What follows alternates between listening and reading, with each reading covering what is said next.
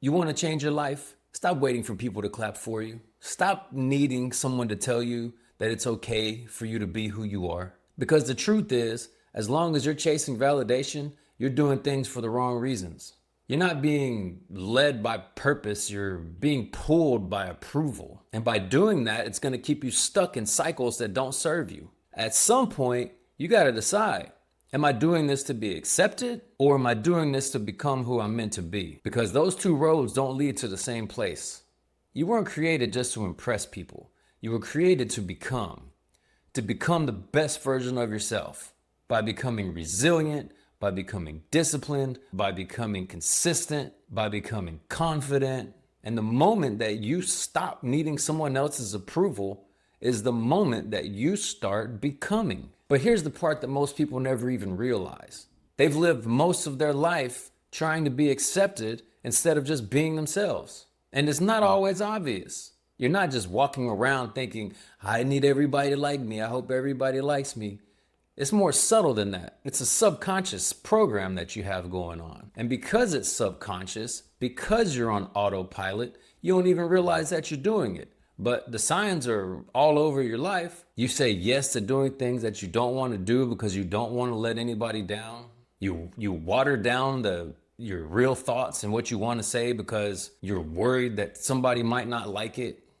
And we see this all the time. People that overthink what to wear, what to say, what to post, because they're constantly managing how they're going to be perceived. And the crazy part is people tell themselves that it's not that deep. Oh, it's not that deep. But it is, because all those little adjustments, they start stacking up. They start shaping your identity. And when you start doing that, you're not living from alignment. You're living from fear. Fear of judgment, fear of what somebody's going to say, fear of rejection, fear of not being liked. When you do that, you're making decisions based off of approval instead of authenticity. And that's what's been holding you back. You're not operating from truth. You're not operating from who you are. You're operating for the applause. And whenever the applause stops, so does your effort, so does your discipline, so does your consistency, so does your confidence. But it's not because you're weak. It's because your identity has been built on being liked instead of being real. And then as soon as you don't get the response that you want, you start doubting yourself. And I know all of this because I've lived it for most of my life. And I've mentioned this before, most of my life, my two biggest fears were the fear of rejection and the fear of not being liked. And the crazy part is, the thing that I feel called to do, I had to face both of those fears. Because let me tell you, putting yourself out there, it is not for the weak. There are tons of miserable people in the world, and subconsciously, they want you to be miserable too. And let me tell you, whenever I started making these videos and putting myself out there, I found those people. I used to live and die by people's praise or their judgment. One negative comment could throw my whole day off. One post with no engagement, and I was like, well, damn, is any of this stuff even worth it? But not anymore. That part of me has been healed. I don't do this for praise. I don't do it for views. I do it because I know that's what I'm meant to do. So it doesn't bother me when somebody jumps on here and tells me that my hairline's trash or my beard's whack. It doesn't bother me. The truth is, if you live by people's praise, then you're going to die by people's criticisms. And for a long time, that was me. But even when I was still battling that, people still came to me for advice. And people would always tell me, you should be a motivational speaker. You should be a life coach. I heard it from all directions. And deep down, I felt it too. That's what I love doing. I love helping people. I love solving people's problems. It's what brings me joy.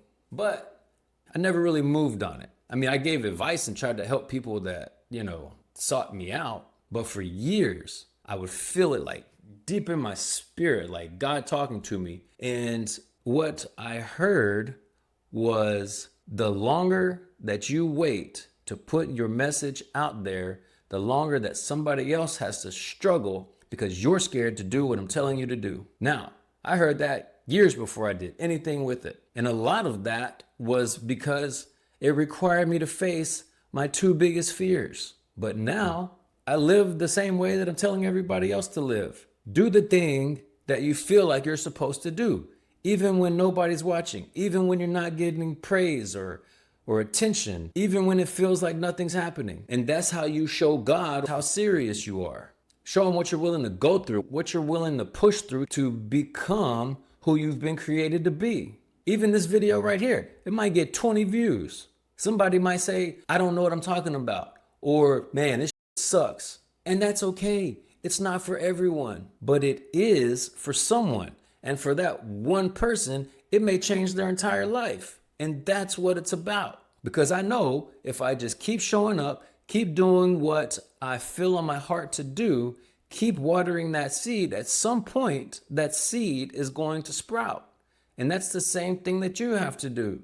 Keep showing up, keep facing fears, keep watering the seed. At some point, the fruit is going to come. See, another thing, my wife's an artist, and she told me something yesterday that stuck with me, that kind of falls in line with the topic of this video. She said, it's the same for artists. The moment that you stop creating art for other people and start creating the art that you love, that's when everything changes. And it's so true. The moment you do the thing that you're called to do, that you love to do, instead of doing the thing to impress other people, do it to impress yourself. That's when everything changes. And it hit me because it's not just about art. It's about how you live. You won't become who you're meant to be trying to please everybody. You become that person by showing up every single day as your full self, regardless of who claps. Because if you're watching this and something is stirring in you, that means it's your time to stop hiding and start becoming. It's time to let go of the need of validation and learn how to just stand on your own. So, how do you stop living for validation? How do you break out of the cycle of needing approval just to feel like you're enough? Well, you start by getting real honest with yourself. And this is where self-awareness has to kick in. I actually have a full video on self-awareness that I'll put down in the description. But you have to start asking yourself, in whatever behavior you're performing, why am I doing this? Is it because it's aligned with who I want to become? Or is it because I want someone to notice me or compliment me or feel sorry for me? That's how it was for me whenever I was younger. I wanted to be seen so bad. I would do anything for attention, even if it was bad, self-destructive. It didn't matter. As long as I got attention from it, that's what I did. And to be real with you, those same stories that I'm telling now to teach are the same stories that I told back then just for the attention, just to make people feel sorry for me. Like, oh, look how bad my life was. Fact of the matter is, everybody as a kid has a challenging life. I was no different, but that's what I had to come to terms with. I had to be honest with myself. Was me sharing the story really to help people? Or was I just trying to be seen? And that hit me hard not too long ago. I had this idea to start a video series about my life, about my childhood and everything that I went through, the stories of my adolescence and self-destructive behavior. And so I sat down and I recorded a full video all about the same stories I've told for years about that time in my life. But then I listened back to it and I deleted it. Why? Because it felt self-serving. I was telling the stories for the sake of telling the stories. I was heavy on the story, light on the growth. I mean, yeah, I talked about healing. I shared some lessons. But the truth is, the focus was still on me. The focus wasn't on helping somebody else overcome the same types of situations. And so that's why I deleted it. I was just talking. And that's not what I want to do with all this. So I asked myself the same question that I'm telling you to ask yourself. Why am I doing this? And the answer was crystal clear: to help people become the best versions of themselves.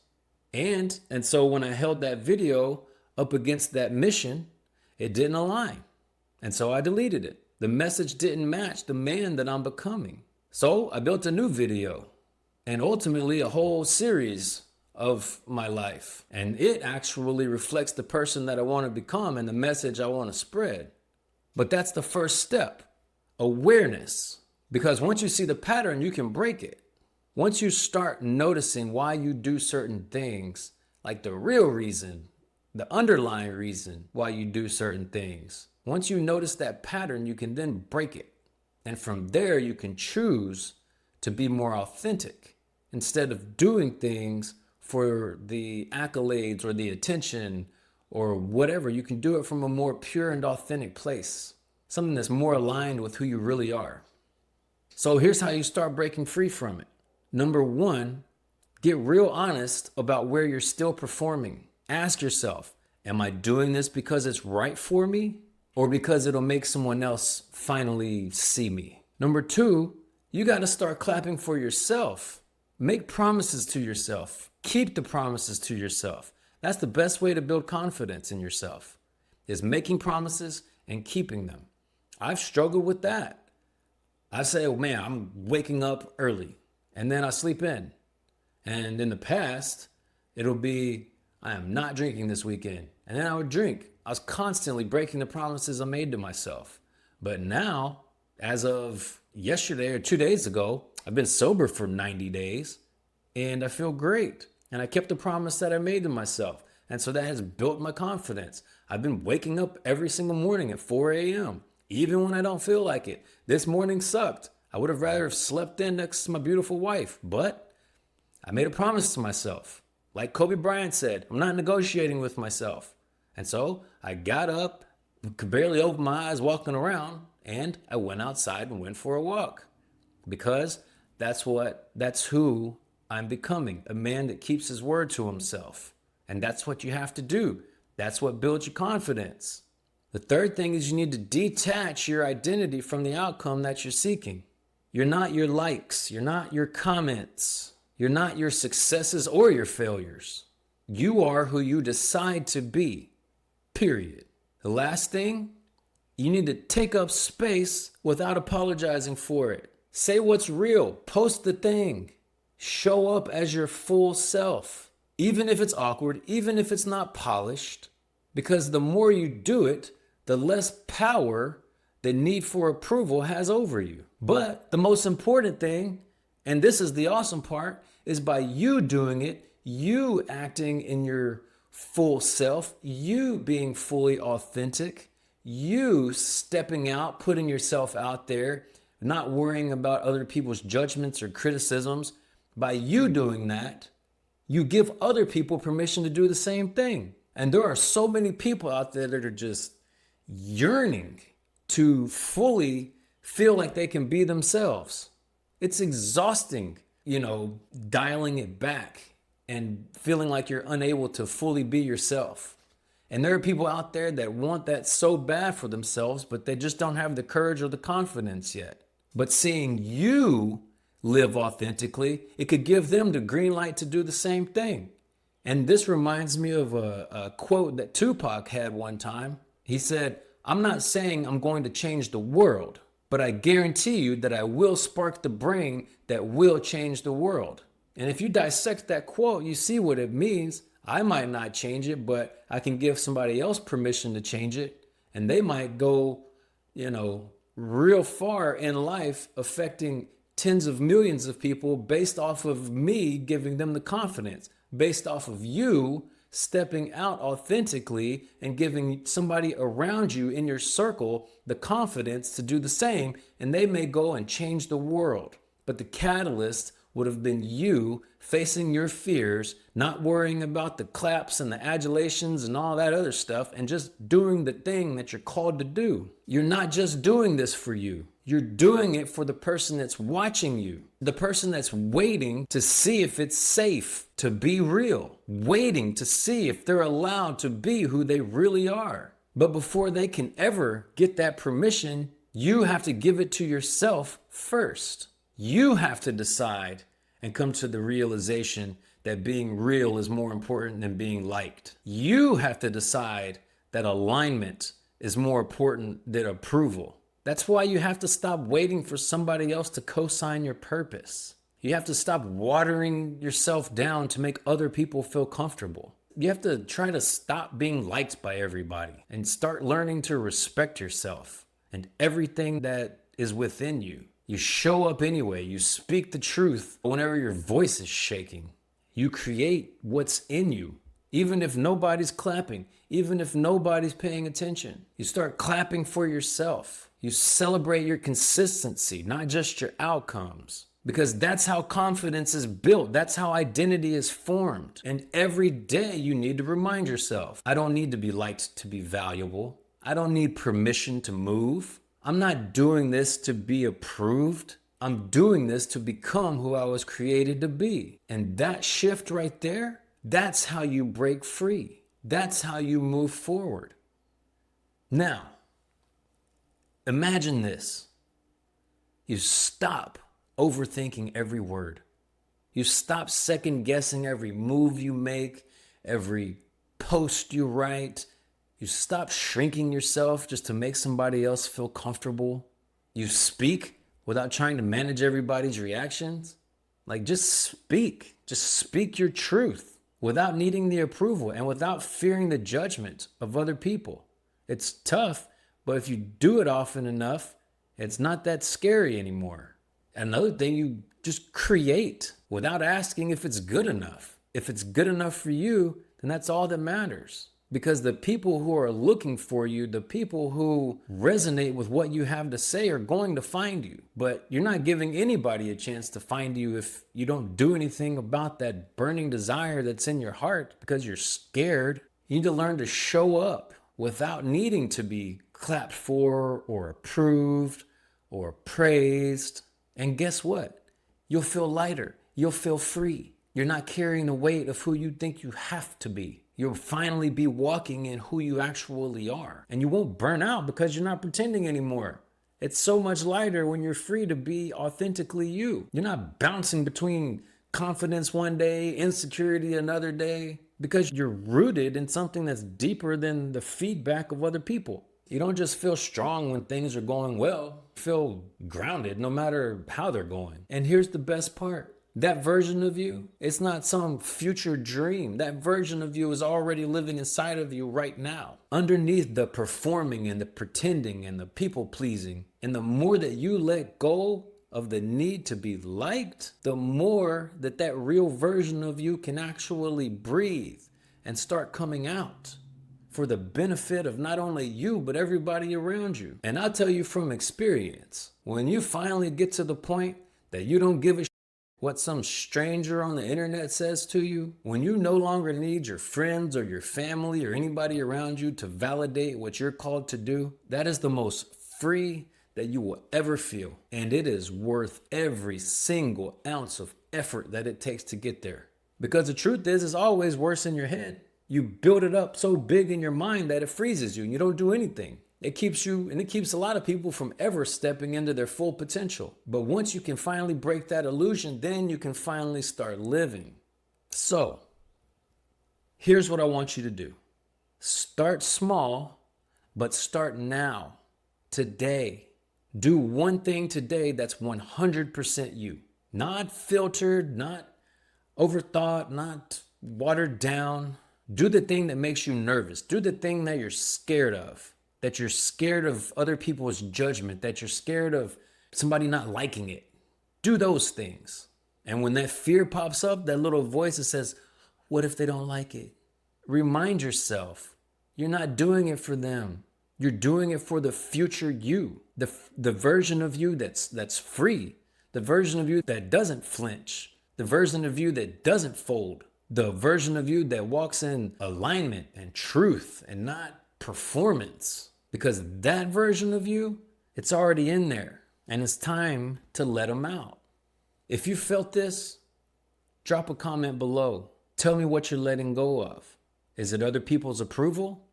Is it like me, the fear of rejection? The fear of not being liked? What are you done performing for? What are you stepping into? Share this with somebody that needs to hear it. And if you're serious about becoming the best version of yourself, hit that subscribe button. Check the links in the description. It's got my website, Instagram. If you prefer it on the audio feed, there's a podcast. Let's keep growing. Let's keep going. Let's keep trying to become the best versions of ourselves. Don't forget, make good choices. I'll see you on the next one.